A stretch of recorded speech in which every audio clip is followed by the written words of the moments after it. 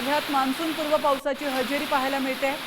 उष्णतेच्या red alert दरम्यान पावसाने नागरिकांना मोठा दिलासा दिलेला आहे। तब्बल 47 अंश सेल्सिअस तापमानानंतर वर्ध्यात हवामानात बदल झाला। प्रचंड उकाड्यानंतर काही भागात पाऊस कोसळलेला आहे, तर काही ठिकाणी ढगाळ वातावरण पाहायला मिळतं। वर्ध्यात आज ऊन सावलीचा खेळ पाहायला मिळतोय। हवामानात अचानक बदलाची नोंद झाली आहे। उष्णतेने हैराण नागरिकांना पावसामुळे थंडाव्याचा अनुभव मिळालाय।